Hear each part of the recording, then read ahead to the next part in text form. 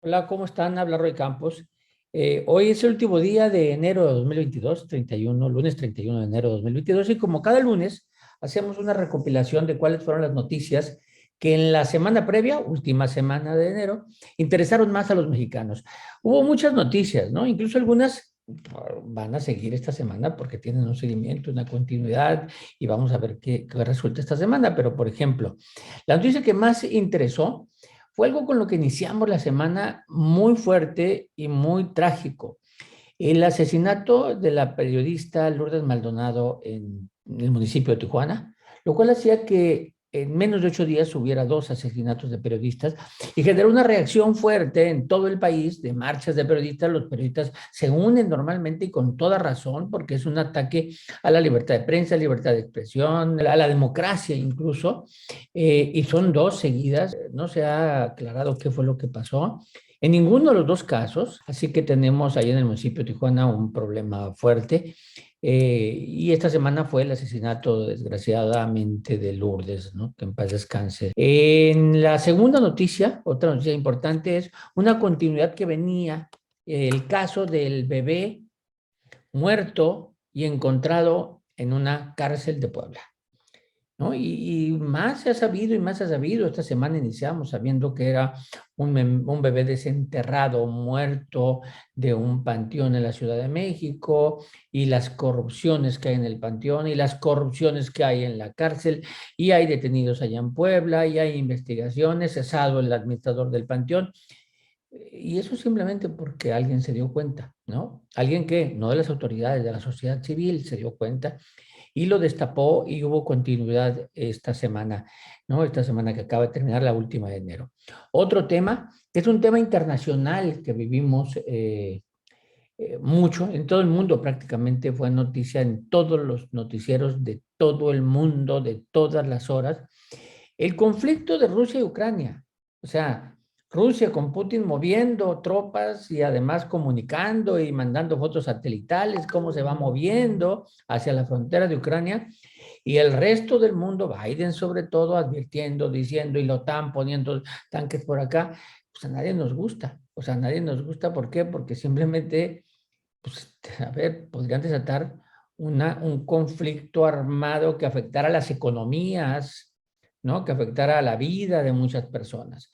Pero bueno, otra noticia, que aunque sea en cuarto lugar, vuelve a aparecer, y ya lleva 5 o 6 semanas apareciendo como algo importante, los contagios de COVID, que si bien no han bajado, no se han desplomado, ya no llevan esta tendencia creciente, y que ojalá ya no lleguen, ya no la lleven, ¿no?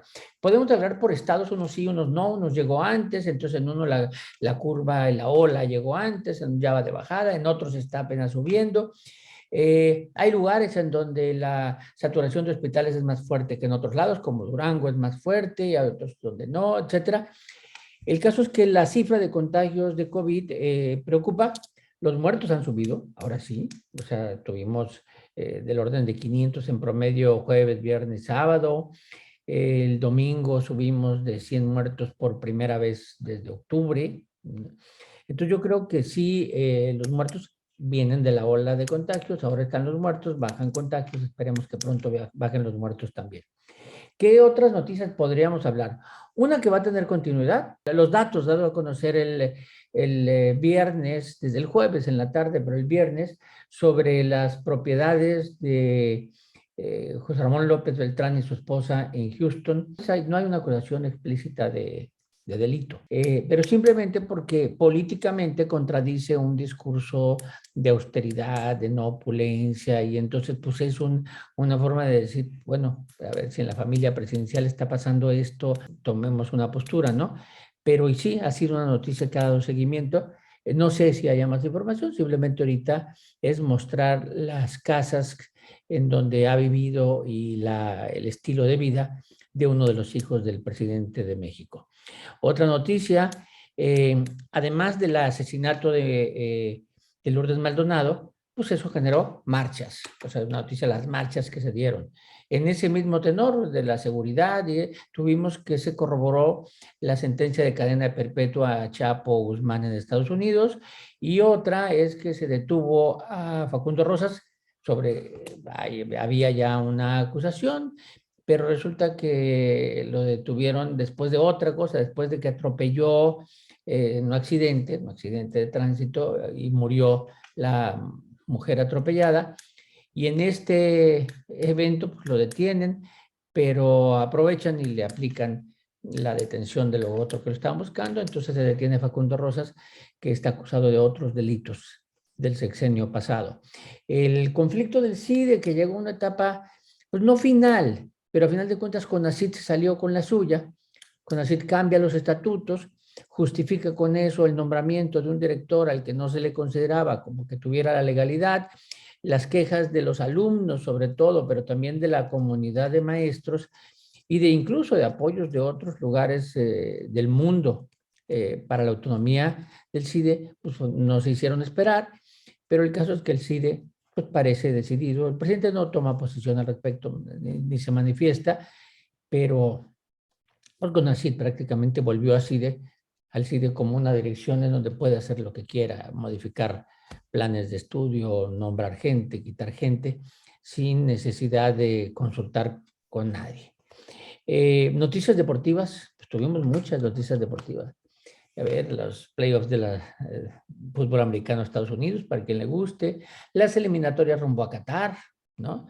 México ganó en Jamaica con ciertos problemas y empató en el Azteca con Costa Rica, es decir, no fue una gran semana.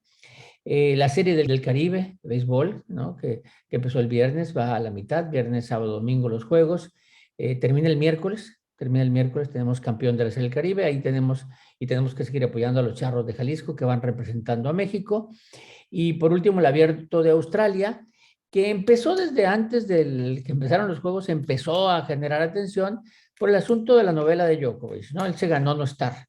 De hecho, si hubiera estado otro, hubiera sido el torneo, era el favorito y es un gran jugador. Para mí sigue siendo hoy el mejor jugador del mundo, pero no fue. Se la ganó y se la ganó a pulso, ¿no? Por mentir en migración, por no querer vacunarse y por muchas otras cosas. Se la ganó por la forma en que la peleó. No estuvo dispuesto incluso a pedir disculpas, nada, él se va.